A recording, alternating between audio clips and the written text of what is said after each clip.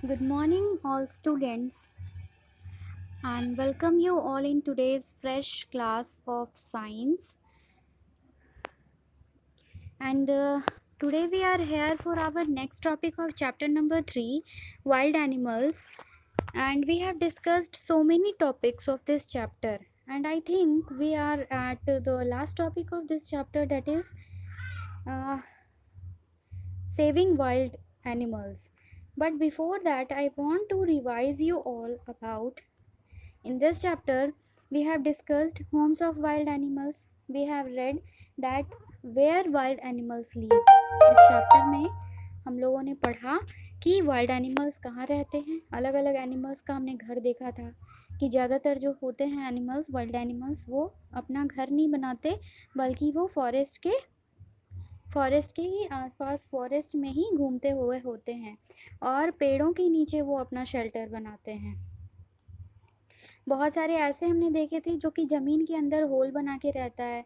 ऐसे देखे थे जो ज़मीन के अंदर ही खोखला रास्ता बना लेता है और एक जगह से दूसरी जगह अंदर ही अंदर आने जाने का काम करता रहता है। हमने फिर ये भी पढ़ा था कि कुछ एनिमल्स तो पेड़ पर भी रहते हैं, है ना।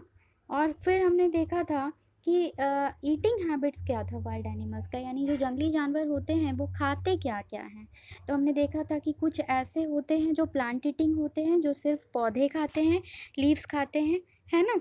और फिर हमने ये भी देखा था कि कुछ ऐसे होते हैं जो फ्लैश ईटिंग होते हैं, यानी मांस खाते हैं, दूसरे जानवरों को मारकर उनका मांस खाते हैं। And that animal are known as flesh eating animals. The animals who eat plant and its parts are known as plant eating animals, and the animals who eat flesh of other animals are called flesh eating animals. And मैंने आपको एक और point बताया था बहुत ही ज़रूरी, कि जो एनिमल्स खा लिए जाते हैं दूसरे एनिमल्स के द्वारा, वो एनिमल्स क्या कहलाते हैं? प्रे।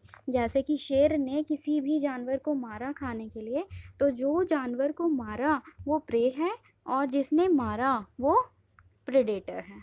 ठीक है।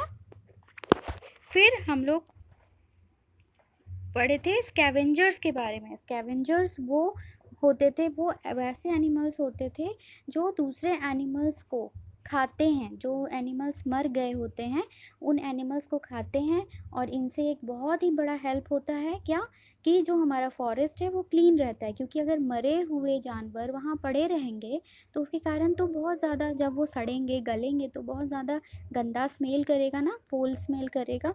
तो इससे वो हेल्प करते हैं, वो उन जानवरों को, मरे हुए जानवरों को खा लेते हैं और इससे हमारा फॉरेस्ट भी क्लीन रह जाता है।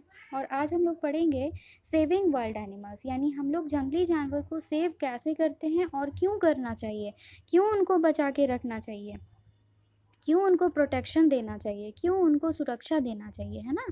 कुछ एनिमल्स जैसे कि राइनोसरस, आप जानते हो ना क्या होता है राइनोसरस, जू में देखे होगे। जाइंट पांडा, स्नो लियोपार्ड, ये सब को इंडेंजर्ड एनिमल्स कहा जाता है। क्यों इंडेंजर्ड का मतलब क्या होता है? इंडेंजर्ड का मतलब होता है कि उनका जो संख्या है, यानी उनका जो पॉपुलेशन है, उनका जो मात्रा है वो यहाँ बहुत ही कम गया है। और अब वो इस कगार पे हैं कि अगर हम लोग उनको नहीं बचाएंगे, नहीं सेव करेंगे, तो वो जल्दी ही गायब हो जाएंगे, ख़त्म हो जाएंगे इस दुनिया से। ठीक है। क्यों? ऐसा क्यों होता है? क्योंकि लोग जो है ना, इन एनिमल्स को उनके फर के लिए, या फिर उनके दांत के लिए, या फिर उनके बड़े बड़े सूंड के लिए, या फिर उनके बोन्स के लिए उनको क्या कर देते हैं? उनका शिकार कर देते हैं, उनको मार देते हैं, है ना। और इसकी वजह से क्या हो रहा है कि धीरे धीरे करके उनका जो नंबर है वो बहुत ही कम होता जा रहा है और इसीलिए हमें उन एनिमल्स को बचाने की ज़रूरत है। ठीक है। कुछ एनिमल्स जो कि बहुत ही पहले से रह रहे थे बट अब वो नहीं पाए जाते हैं, वैसे एनिमल्स को हम लोग क्या बोलते हैं? Extinct animals. जो पहले पाए जाते थे बट अब वो बिल्कुल भी पाए नहीं जाते, उनको हम लोग एक्सटिंक्ट कहते हैं, यानी विलुप्त, जो कि ख़त्म हो चुके हैं, जो ख़त्म होने की कगार पे हैं, जो ख़त्म होने वाले हैं, थोड़ा थोड़ा बचे हुए हैं, उनको इंडेंजर्ड बोला जाता है। और जो ख़त्म हो गए उनको एक्सटिंक्ट कहा जाता है। ठीक है। फिर यहाँ देखो नॉलेज डेस्क में दिया है, dodo was a bird that could not fly. Dodo एक ऐसी चिड़िया थी जो उड़ नहीं सकती थी, लेकिन लोग उसको मारते थे। क्यों? ताकि उसका वो मीट खा पाएँ, उसको मार करके उसके मांस को खा पाएँ। और इसीलिए अब ऐसा एक समय आया जब वो क्या हो गए, एक्सटिंक्ट हो गए, यानी ख़त्म हो गए। अब वो नहीं पाए जाते हैं, कहीं पर भी वो अब अवेलेबल नहीं हैं, ठीक है। और ऐसे एनिमल्स को हम लोग क्या बोलते थे, एक्सटिंक्ट बोलते थे। उसके बाद देखो यहाँ चेक पॉइंट 2 में क्या दिया हुआ है, फिल इन द ब्लैंक्स है और ऑप्शंस भी दिया हुआ है। Vultures eat the flash of dash animals, यानी जो वल्चर्स होते हैं वो फ्लैश खाते हैं कैसे एनिमल्स का, जो जिंदा है वैसे एनिमल्स का फ्लैश खाते हैं या मरे हुए एनिमल्स का, ये आपको मैंने अभी पढ़ाया है, आप खुद इसमें भरोगे। Rhinoceros is an dash animal, rhinoceros कैसा जानवर है, एक्सटिंक्ट है या इंडेंजर्ड है, अभी मैंने पढ़ाया था, उसके हिसाब से आप इसमें फिलअप करेंगे। और फिर तो मैं अगले दिन आपको आंसर्स भेजूंगी इसका, फिर आप मैच कर लीजिएगा। और उसके बाद उसके अलावा आप इस चैप्टर का प्रैक्टिस टाइम भी बनाएंगे, answer in 1 word, tick the correct answer. साथ ही यहाँ पिक्चर देखना है एनिमल्स का और इसको कंप्लीट करना है।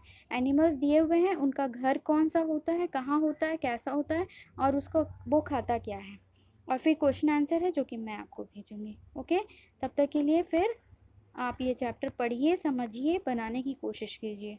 Thank you.